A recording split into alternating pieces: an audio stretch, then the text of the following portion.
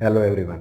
तो कैसे हैं आप लोग? उम्मीद है सभी बहुत अच्छे होंगे। मैं विकास स्वागत करता हूं आप सभी का हमारे यूट्यूब चैनल पर। आज की हम क्लास लेंगे टाइम एंड टेंस। देखिए, नाम में ही यहाँ दो क्यों लिए हमने, टाइम और टेंस अलग अलग क्यों लिया है, जबकि टेंस ही होता है, हम पढ़ते आ रहे हैं तीन। देखिए, जो टाइम शब्द है ये होता है यूनिवर्सल कॉन्सेप्ट, और जो टेंस है ना दोस्तों, वो अपना है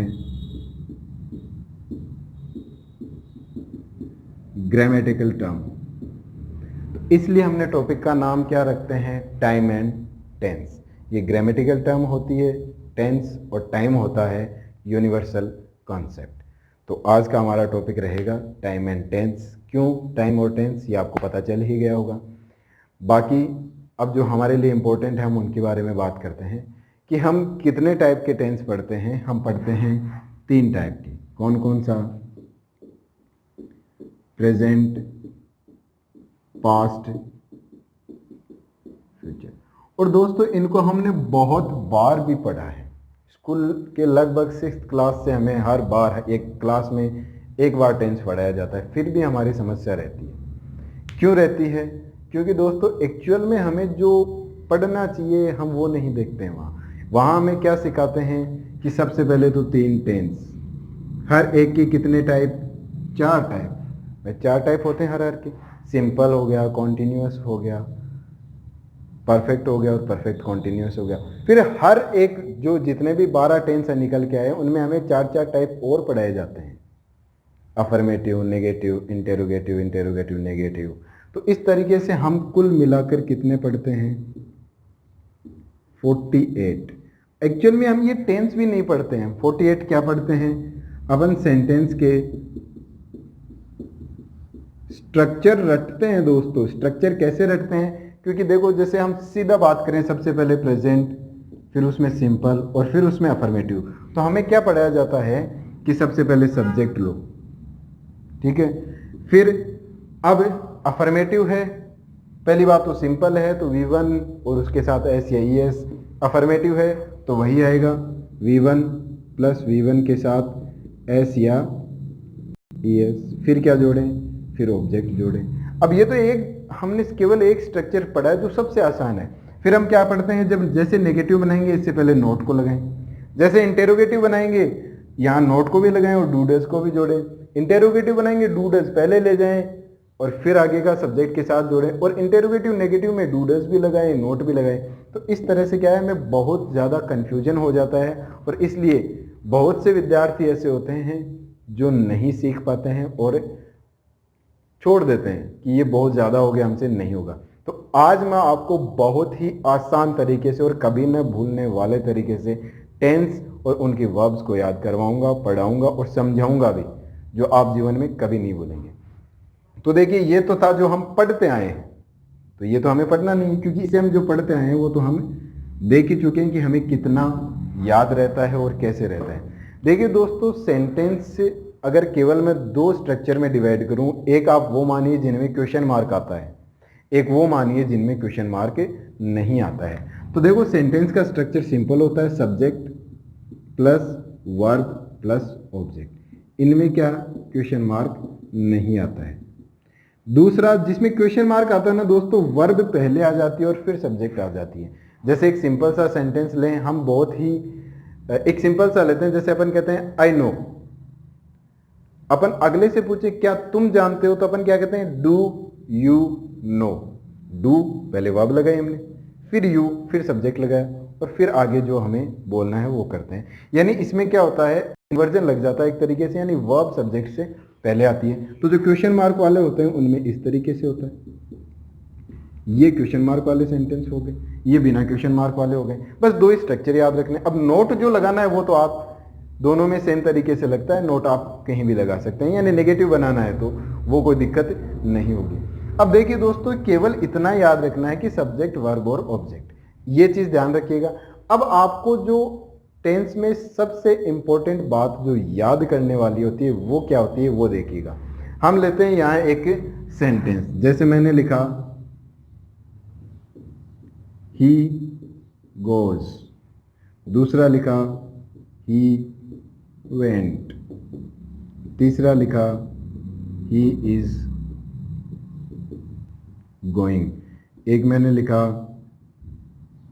ही हैड गॉन।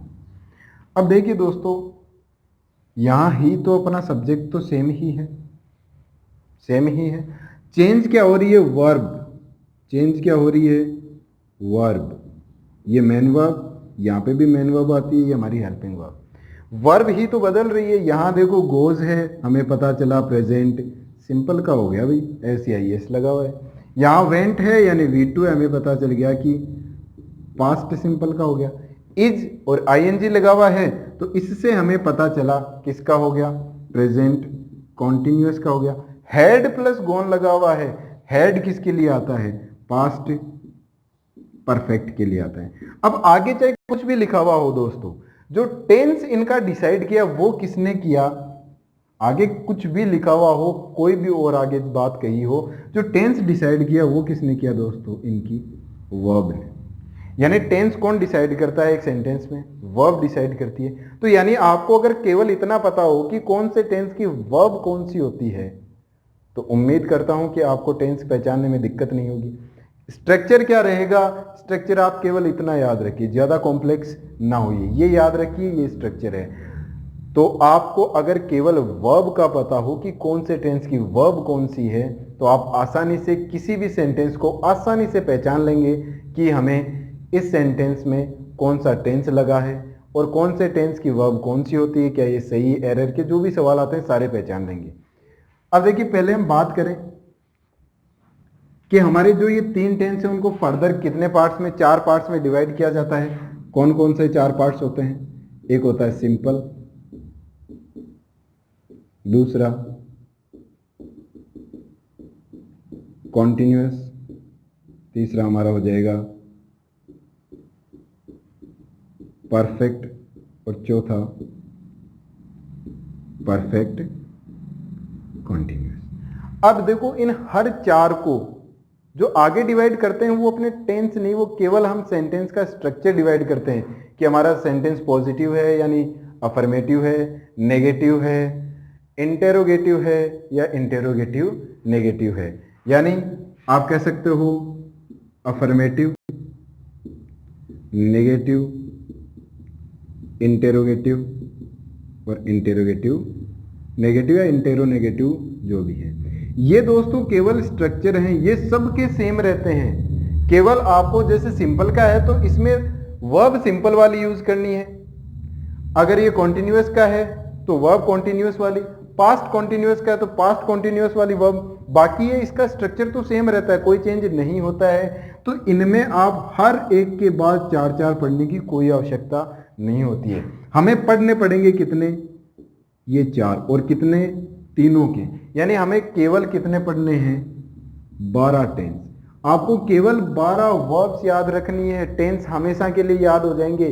कैसा भी सेंटेंस हो आप फटाफट देखते ही पहचान जाएंगे कि कौन सा टेंस है इसमें। तो इनके स्ट्रक्चर की आप बात ना करिए, हम सेंटेंसेस के फॉर्मेशन के बारे में जब बात करेंगे तो स्ट्रक्चर के बारे में मैं और भी बहुत डिटेल में आपको समझा दूंगा। अभी हम बात करते हैं कि हमें टेंस कैसे सीखे, कैसे पता चलाएं।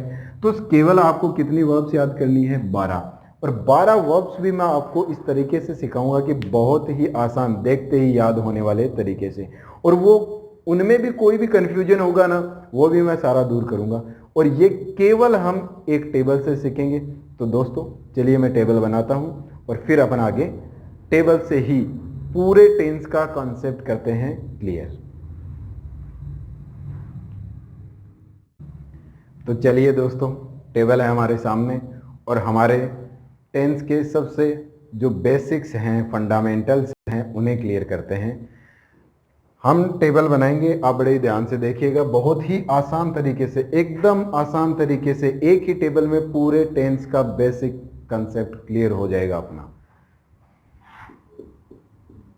हमारे टेंस अभी हमने पढ़ा है काफ़ी उनके बारे में, अब एक टेबल में पूरा एक साथ पढ़ते हैं। प्रेजेंट, पास्ट और फ्यूचर। अब देखिए इनके हर के 4 और अलग से टेंस नेक्स्ट जो डिसाइड करते हैं अपन, या इनका जो विभाजन किया गया है 4 अदर पार्ट्स में, सबके ही है, प्रेजेंट हो चाहे पास्ट हो चाहे फ्यूचर हो, सबका क्या मिलेगा, सिंपल, कॉन्टिन्यूअस, परफेक्ट और परफेक्ट कॉन्टिन्यूअस। अब देखिए दोस्तों, एकदम आसान तरीके से, ना बिना किसी झंझट के, जैसा हम बचपन से पढ़ते हैं वैसा कुछ नहीं। आपको केवल क्या याद करनी है, जो एक सेंटेंस को और दूसरे सेंटेंस को टेंस के आधार पे जो अलग करता है वो होती है इनकी वर्ब। वर्ब को देख के हम पहचानते हैं। तो अभी बात करेंगे अपन यहाँ केवल वर्ब की। देखिए, बात करें प्रेजेंट सिंपल, तो प्रेजेंट सिंपल में कौन सी वर्ब होती है दोस्तों, प्रेजेंट सिंपल में होती है या तो V1, या V1 के साथ आपको मिलेगा S या ES। बिल्कुल सही। प्रेजेंट की आगे बात करें तो प्रेजेंट कॉन्टिन्यूस, इसकी बात करेंगे हम कि V1 कहाँ, यानी वर्ब की फर्स्ट फॉर्म कहाँ, और वर्ब की फर्स्ट फॉर्म के साथ S या ES कहाँ, इनकी भी बात करेंगे। एक बार अपन अपने टेबल कंप्लीट करते हैं। प्रेजेंट कॉन्टिन्यूस में अब देखिए, जिसका भी कॉन्टिन्यूस हो, चाहे प्रेजेंट का हो, चाहे पास्ट का हो, चाहे फ्यूचर का हो, इसमें मेन वर्ब की तो कौन सी फॉर्म जोड़नी है दोस्तों, आपको ING फॉर्म ही आएगी। मेन वर्ब की तो कौन सी फॉर्म जोड़नी है, ING ही फॉर्म जोड़नी है। जो इनको अलग करती है हेल्पिंग वर्ब, उसकी हम बात करते हैं। प्रेजेंट सिंपल की क्या है, इज, एम, आर, इन सब की भी बात करेंगे। कैसे सब्जेक्ट के साथ कौन सी होती है, बहुत से लोगों को पता भी होगी, नहीं भी पता है तो आज पता हो जाएगा। फिर बात करें परफेक्ट की। अब परफेक्ट दोस्तों चाहे प्रेजेंट का हो, चाहे पास्ट का हो, चाहे फ्यूचर का हो, जो इसकी मेन वर्ब होती है, इसकी हमेशा थर्ड फॉर्म का प्रयोग होता है। तो यहाँ मेन वर्ब की तो आप कौन सा प्रयोग करोगे, थर्ड फॉर्म, यानी V3 का प्रयोग आपको करना है। और प्रेजेंट की, प्रेजेंट परफेक्ट की हेल्पिंग वर्ब क्या होती है, ये होती है हैज या हैव। अब बात करेंगे हैज कहाँ और हैव कहाँ, सारी चर्चाएं करेंगे। एक बार टेबल कंप्लीट करते हैं। फिर देखिए प्रेजेंट परफेक्ट कॉन्टिन्यूअस। अब देखिए, जो हमारा टेंस है, परफेक्ट और कॉन्टिन्यूअस दोनों का मिक्सचर होना चाहिए। अब देखो कॉन्टिन्यूअस है, यानी लास्ट में क्या आएगी, मेन वर्ब की इसके साथ ING फॉर्म भी आएगी, यानी लास्ट में क्या जोड़ना है आपको, ING फॉर्म भी जोड़ना है। अब देखिए, परफेक्ट है तो थर्ड फॉर्म भी आनी चाहिए। ये हमने वर्ब के जो हमने टॉपिक लिया था पिछला, जो हमारा सेशन था, उसमें बहुत अच्छे से क्लियर किया है। वो चीज़ यहाँ काम आने वाली है। अगर आपने नहीं देखा है तो प्लीज़ वहाँ एक बार देखिए। बी के बारे में हमने वहाँ काफ़ी बात की थी। तो हम देखो यहाँ क्या करते हैं, परफेक्ट का लेते हैं हैज़ या हैव, और इसके साथ क्या जोड़ते हैं दोस्तों, बीन जोड़ते हैं। अब देखिए, हैज़ हैव परफेक्ट का आ गया, कॉन्टिन्यूअस का ING भी आ गया। अब देखो, परफेक्ट के साथ थर्ड फॉर्म आनी चाहिए। तो देखो बीन क्या है, बीन क्या है दोस्तों, वर्ब वाले टॉपिक में अच्छे से बताया था। बी की थर्ड फॉर्म क्या होती है, बीन। यानी परफेक्ट का भी रूल कंप्लीट हो रहा है। जहाँ परफेक्ट है वहाँ थर्ड फॉर्म आती है, यहाँ परफेक्ट भी है और थर्ड फॉर्म भी है। कॉन्टिन्यूअस है वहाँ ING फॉर्म आती है, यहाँ ING फॉर्म भी है। तो आप चीज़ों को रिलेट करते हुए चलिए। पिछले टॉपिक्स भी आप बिल्कुल देखिए, हर एक जो पिछला टॉपिक है वो नेक्स्ट में कहीं ना कहीं जरूर काम आता है। अब ये हुआ हमारा प्रेजेंट का, प्रेजेंट सिंपल हो गया, कॉन्टिन्यूअस हो गया, परफेक्ट हो गया और परफेक्ट कॉन्टिन्यूअस हो गया। अब बात करें पास्ट की। पास्ट सिंपल की फॉर्म क्या होती है दोस्तों, पास्ट फॉर्म कौन सी होती है, V2 होती है। वर्ब की सेकंड फॉर्म, ये भी हमने वर्ब वाले में बात की थी, आप देखिएगा जरूर उसे। पास्ट कॉन्टिन्यूअस, अब कॉन्टिन्यूअस है, ING मेन वर्ब की फॉर्म का आना है। अब इसकी हेल्पिंग वर्ब की बात करें तो यहाँ हमारे पास क्या है, वॉज और वर है। कहाँ वॉज कहाँ वर, किस सब्जेक्ट के साथ, इसकी हम चर्चा करेंगे आगे। देखिए, पास्ट परफेक्ट, परफेक्ट है, मेन वर्ब की थर्ड फॉर्म लगानी है। जो इनको अलग करता है वो इसमें क्या बन जाएगा, हेड। Past perfect continuous. अब परफेक्ट कॉन्टिन्यूअस का एक तरीके से नियम मैंने आपको समझा दिया है। यहाँ क्या होगा, यहाँ हेड के साथ क्या जुड़ जाएगा, बीन जुड़ जाएगा। आई बात समझे, मेन वर्ब की कौन सी लेनी है, ING फॉर्म लेनी है। अब बात करें फ्यूचर की। फ्यूचर सिंपल, यहाँ क्या मिलेगा, विल या शेल, विल या शेल। फ्यूचर कॉन्टिन्यूअस, विल या शेल के साथ बी, विल या शेल के साथ क्या मिलेगा, बी। फिर मेन वर्ब की कौन सी जोड़नी है, ING फॉर्म जोड़नी है। ये यहाँ बी क्यों आया और बी ही क्यों आया, सीधी आईएनजी फॉर्म क्यों नहीं आई, इसकी भी हम बात करेंगे। एक बार टेबल कंप्लीट करते हैं। फ्यूचर परफेक्ट का क्या आएगा भाई, इसका आएगा विल हैव या शैल हैव। और फ्यूचर परफेक्ट कॉन्टिन्यूअस का परफेक्ट प्लस बीन और आईएनजी फॉर्म मेन वर्ब की, तो आप क्या लिखेंगे, विल हैव या शैल हैव, इसके साथ क्या जुड़ जाएगा, बीन जुड़ जाएगा दोस्त। ये हुई हमारी टेबल कंप्लीट। आप बहुत ही आसान तरीके से हमने बनाई है। अब देखिए दोस्तों, हमारे पास जो प्रेजेंट सिंपल है और पास्ट सिंपल है, आपने अगर ध्यान दिया हो तो यहां सीधा मेन वर्ब की ही फॉर्म बताई हुई है, सीधा मेन वर्ब की ही फॉर्म बताई हुई है। लेकिन दोस्तों इनका जो अफर्मेटिव होता है केवल उसमें ही ये होता है, इसका नेगेटिव बनाए चाहे इंटेरोगेटिव बनाए, हमें हेल्पिंग वर्ब की आवश्यकता पड़ती है। क्योंकि देखो दोस्तों, हमने लिखा था ना नोट के 24 फ्रेंड्स थे। अब अगर इसका नेगेटिव बनाना है दोनों का ही, तो हमें नोट तो लगाना पड़ेगा, और नोट अपने दोस्तों के साथ आता है। अब यहाँ नोट का कोई सा दोस्त नहीं है, कोई सा भी नहीं है इनमें से। वर्ब वाले टॉपिक में हमने बहुत अच्छे से पढ़ा था। तो यहाँ हमारे पास दिया होता है एक डज का रूप, डू, डज और डिड। तो डू और डज तो हम लेते हैं प्रेजेंट के लिए यूज, डू और डज, और डिड लेते हैं पास्ट के लिए यूज। ये कब यूज आते हैं दोस्तों, जब चाहे पास्ट सिंपल हो या प्रेजेंट सिंपल हो, इसका जो सेंटेंस का स्ट्रक्चर अफर्मेटिव के अलावा जो भी होता है, चाहे इंटेरोगेटिव हो चाहे नेगेटिव हो। देखिए दोस्तों, जैसे एक एग्जांपल लें, अपन कहते हैं कि मुझे पता है, तो हम उसे क्या कहते हैं, आई नो, कि मैं जानता हूं या मुझे पता है। ये क्या हुआ, प्रेजेंट सिंपल का अफर्मेटिव सेंटेंस हुआ। लेकिन आपको कहना हो कि मैं नहीं जानता, तो आप क्या कहते हो दोस्तों, ये सबको आता है, ये सेंटेंस सबको आता है, आई डोंट नो, यानी आपने क्या लिखा, आई डू नॉट नो। अब देखिए दोस्तों, आपको नोट लगाने की आवश्यकता पड़ी, यानी नेगेटिव सेंटेंस बनाना पड़ा। तो इसके लिए इसका आपको एक दोस्त की जरूरत पड़ती है, और यहाँ प्रेजेंट सिंपल में अफर्मेटिव नेगेटिव में क्या लेना है, डू। इसकी जो ये सब्जेक्ट है ये चेंज होता तो डज भी आ जाता, सिंगुलर अन्य कोई सब्जेक्ट हो जाता तो डज आ जाता। तो इस तरीके से डू और डज, और यहाँ डिड का प्रयोग होता है। डू यू नो, अगर क्वेश्चन पूछना होता है तो डू यू नो, क्या तुम जानते हो। अब डू हेल्पिंग वर्ब चाहिए, क्वेश्चन मार्क वाले सेंटेंसेस में क्या होता है, हेल्पिंग वर्ब का प्रयोग होता है, शुरू में आती है। यही तो डिफरेंस है उनमें, अभी तो चर्चा की थी हमने इसके बारे में। तो ये देखो, डू और डज यहाँ काम आते हैं, अफर्मेटिव को छोड़ के बाकी सब जगह डू, डज और डिड। यानी हमें एक तरीके से यूं कह सकते हैं कि हेल्पिंग वर्ब की आवश्यकता होती है। यहाँ हमने सीधा मेन वर्ब की फॉर्म पढ़ी है, तो इनकी हेल्पिंग वर्ब जहाँ आवश्यकता होती है वहाँ क्या लेंगे, डू, डज प्रेजेंट में, और डिड किस में लेंगे, पास्ट में। उम्मीद है इतनी बात आपको समझ में आई होगी। एक बार इसका स्क्रीनशॉट ले लीजिए, बाकी बहुत सी चर्चाएं इसमें अभी करनी बाकी है। तो स्क्रीनशॉट आपने ले लिया होगा इसका।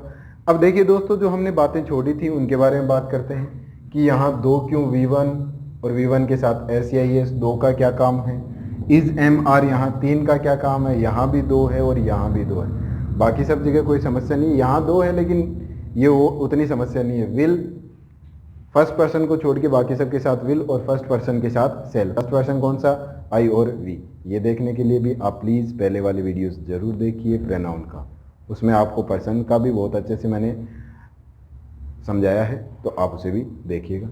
अब देखिए बात करते हैं V1 के साथ SEIS, do, does, is, MR, has, have, was और वर। इनका क्या डिफरेंस है, कहाँ ये दोनों क्यों आए, किस जगह वर आता है, किस जगह वॉज आएगा, किस जगह इज आएगा, किस जगह आर और कहाँ एम। इसका तो लगभग सभी को कंसेप्ट क्लियर होता है, लेकिन जिसको नहीं भी है कोई टेंशन वाली बात नहीं है। थोड़ा हम इसे साफ कर लेते हैं।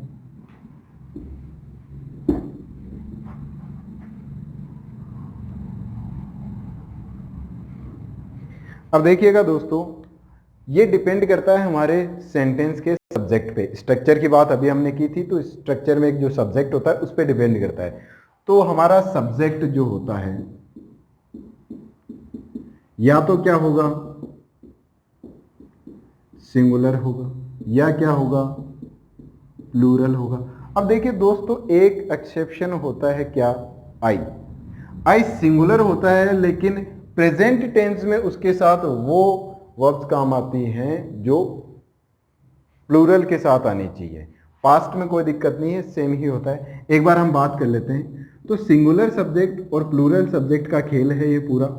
अगर हमारा सब्जेक्ट सिंगुलर है, सब्जेक्ट क्या है, सिंगुलर, तो V1 और V1 प्लस एस या ES में से क्या आएगा दोस्तों, सिंगुलर है तो आएगा हमारा V1 के साथ S या ES। जैसे हम कहते हैं ही गोज, आई लाफ, आई का कंसेप्ट क्या अलग होता है, सी लाफ्स, एस जोड़ा हमने क्यों, क्योंकि यहां हमारे सब्जेक्ट कैसे हैं, सिंगुलर है। यहां प्लूरल अगर सब्जेक्ट है हमारा, सब्जेक्ट कैसा है, प्लूरल, तो क्या जोड़ेंगे, केवल V1। आई को एक बार साइड में रखते हैं, यहां चलो हम लिख लेते हैं ए को, हमारे पास क्या, आई, तो आई होगा तो इन दोनों में से क्या आएगा, V1। आई नो कहते हैं ना, आई नोज तो नहीं कहते, लेकिन यहां अगर हमें कहना हो ही, तो ही नोज होगा, आई नो, ही नोज। अब देखिए नेक्स्ट बात करें, इज एम आर, इज आता है सब्जेक्ट कैसी हो, सिंगुलर, आर सब्जेक्ट कैसा हो, प्लूरल, और एम किसके लिए आता है, आई के लिए। नेक्स्ट बात करें हैज और हैव की, दोस्तों सिंपल सा है, हैज किसके लिए आएगा, सिंगुलर के लिए, हैव किसके लिए, प्लूरल के लिए, और प्लूरल के लिए जो आता है वही किसके लिए आता है, आई के लिए। यहां एम इसके लिए अलग से दिखाया हुआ है। अब यहां बात करें, सबसे पहले बात कर लेते हैं वोज और वर की। वोज किसके लिए आता है, सिंगुलर के लिए, वर किसके लिए, प्लूरल के लिए। अब देखिए दोस्तों, जो आई है वो पास्ट में जाते ही नॉर्मल हो जाता है, यानी आई सिंगुलर होता है, यानी मैं फर्स्ट पर्सन, तो यहां भी ये सिंगुलर का ही यूज होगा और यहां भी क्या होगा, वोज का ही यूज होगा। अब देखिए दोस्तों, यहाँ डिड है, इसकी तो कोई समस्या नहीं है, सिंगुलर हो प्लूरल हो एक ही है डिड, तो डिड का ही प्रयोग होगा। यहाँ हेड है तो हेड का ही होगा। यहाँ देखिए डू और डज, ये भी सेम ऐसे ही करते हैं। डज क्या है, एक तरीके से इसके साथ ऐसी ES जुड़ा हुआ है, तो डज यहाँ आएगा सिंगुलर सब्जेक्ट के साथ, डू आएगा प्लूरल सब्जेक्ट के साथ, और आई के साथ क्या आएगा, डू और डज में से बताइए। प्रेजेंट का है तो पास्ट वाली फॉर्म आएगी, I do not know, do लगाते हैं ना आई के साथ, तो यहाँ क्या आ जाएगा, डू आ जाएगा। उम्मीद है ये बात बहुत ही आसान है और बिल्कुल आप समझ में भी आई होगी, तो आप इसे याद कर लीजिए। और वैसे याद करने की जरूरत ही नहीं है, एक बात और मैं बताता हूं, उससे बिल्कुल आपको क्लियर हो जाएगी। देखिए दोस्तों, कोई भी नाउन होती है ना, उसके साथ अगर अपन एस या ES लगा दें तो वो क्या बन जाती है, प्लूरल।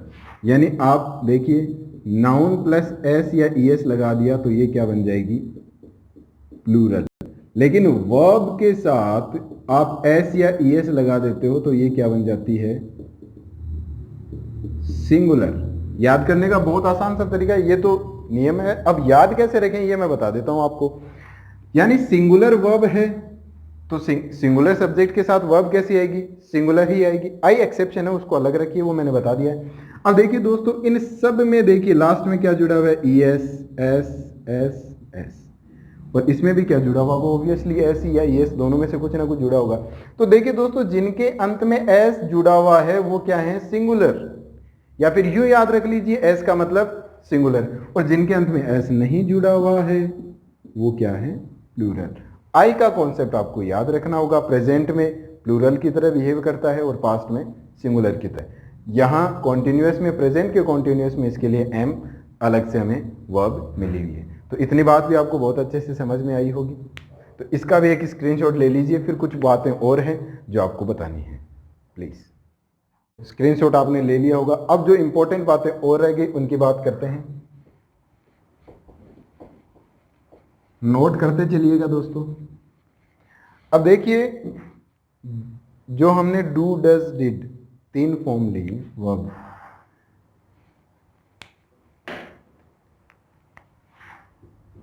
डू, डज और डिड। दोस्तों इनके साथ ध्यान रखना, हमेशा आपको जो मेन वर्ब का प्रयोग करना है उसकी फॉर्म होनी चाहिए बेस फॉर्म, या आप कह सकते हैं फर्स्ट फॉर्म लगभग की सिमिलर ही होती है।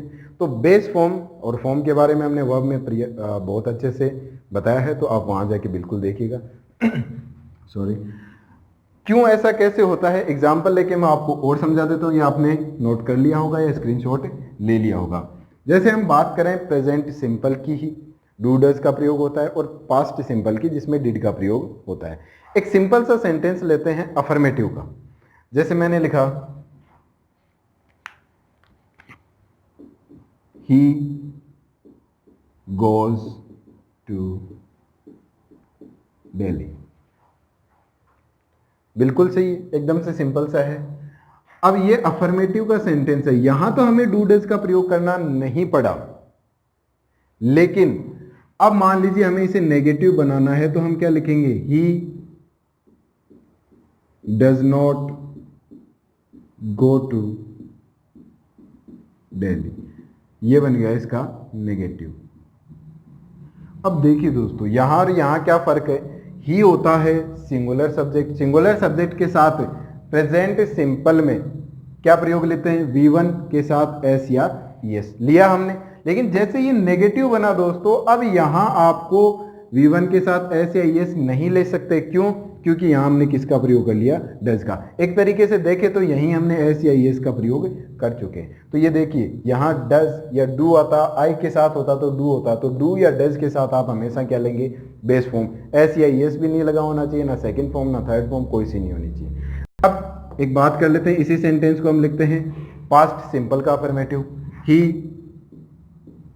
वेंट, गो की सेकंड फॉर्म आती है पास्ट सिंपल में, टू दिल्ली, कैसा हो गया, अफर्मेटिव। अब इसका हमें बनाना है क्या, नेगेटिव, तो हम कैसे बनाएंगे, ही डिड नॉट, वेंट नहीं लिखना है दोस्तों, अब वापस इसकी ये तो सेकंड फॉर्म है, हमें लिखनी है बेस फॉर्म, क्या होती है, गो टू दिल्ली, ये क्या बन गया इसका नेगेटिव। आई बात समझ में, किस तरीके से डू और डज और डिड का प्रयोग होता है। जैसे इनका प्रयोग सेंटेंस में हो गया, अब आगे क्या नहीं करेंगे, V0 के अलावा, बेस फॉर्म के अलावा किसी भी अन्य फॉर्म का प्रयोग नहीं करोगे। उम्मीद है ये कॉन्सेप्ट आपको बहुत अच्छे से क्लियर हुआ होगा। एक बार इसे यहीं रहने देता हूं। नेक्स्ट देखिए दोस्तों, जो भी मॉडल होगा उसके साथ भी आपको क्या यूज लेना है, बेस फॉर्म का ही प्रयोग लेना है हमेशा। अब देखिए, ऐसा नियम होने के कारण अभी मैंने एक फ्यूचर कॉन्टिन्यूअस में छोड़ा था कि बी का प्रयोग क्यों लिया, विल के साथ बी पहले आया, शैल के साथ भी बी, फिर आईएनजी फॉर्म लगाया। देखिए दोस्तों, बी क्या है, बी क्या है, बी V0 ही तो है, बेस फॉर्म ही तो है। और अंग्रेजी का नियम क्या कहता है, मॉडल के साथ हमेशा बेस फॉर्म लगनी चाहिए। अब मॉडल के साथ हमने बेस फॉर्म लगा ली, जैसे हम लगाते हैं विल बी, फिर कोई भी आईएनजी फॉर्म लगा सकते हैं अपन। लेकिन यहां मॉडल आया, मॉडल के साथ सीधी आईएनजी फॉर्म नहीं लगाई, हमने क्या लिखा, पहले बी लिखा। क्यों लिखा, क्योंकि इंग्लिश का एक नियम कहता है कि मॉडल के साथ हमेशा किसका प्रयोग करो, बेस फॉर्म का। तो वैसे वहां बी क्यों आया ये भी क्लियर हो गया होगा आपको। और दूसरी बात ये कि आगे से आप ध्यान रखेंगे, मॉडल के साथ हमेशा किसका प्रयोग लेना है, बेस फॉर्म का। मॉडल कौन कौन से होते हैं, वर्ब वाले में अपने बहुत से अच्छे से एक्सप्लेन करके बताया है। तीसरा आपको ध्यान रखना है दोस्तों, हैज, हैव और हैड के साथ हमेशा आपको क्या लेना है, थर्ड फॉर्म का प्रयोग लेना है। कब, जब ये हेल्पिंग वर्ब हो, क्योंकि इनका पॉजिटिव केस भी बनता है दोस्तों। जैसे मैं कहूं I have a car, I am having a car, इस तरीके से बोलते हैं ना, आपने बहुत सारे शब्द सुनेंगे। इनकी बात करेंगे कौन सा सही है, कहाँ हैव आना चाहिए, कहाँ हैविंग आना चाहिए, आईएनजी, इन सब की बात करेंगे। लेकिन यहाँ क्या, ये हेल्पिंग वर्ब नहीं है, यहाँ ये क्या है, पॉजिटिव है। तो पॉजिटिव केस हो तो उसका ध्यान रखना है। अब यूं मत कह देना कि सर ने कहा था देखो हैज, हैव, हैड और थर्ड फॉर्म लगाओ, नहीं, हेल्पिंग वर्ब होनी चाहिए ये, तब क्या आएगा, हमेशा मेन वर्ब की थर्ड फॉर्म का प्रयोग होगा। तो ये बातें बहुत ही अच्छे से समझ में आएगी, बहुत ज़्यादा हेल्पफुल है आपके लिए। चाहे कुछ भी पढ़ो, चाहे कोई सा अन्य टॉपिक पढ़ो टेंस के अलावा, लेकिन ये चीज़ें बहुत काम आएगी। चाहे एरर के सवाल करो, चाहे पैसेज सोल्व करो, चाहे पैराजम्बल करो, कुछ भी करो, हर जगह ये काम आएगी। चाहे क्लोज टेस्ट सोल्व करो, कैसे भी। तो उम्मीद करता हूँ आज की क्लास आपको बहुत ही पसंद आई होगी और आपके लिए प्रॉफिटेबल तो 100% है, काम आने वाली बहुत है ये आपको। तो क्लास देखने के लिए आपका धन्यवाद। उम्मीद करता हूँ आगे भी आपकी यूं ही मदद करता रहूँगा। Thank you very much.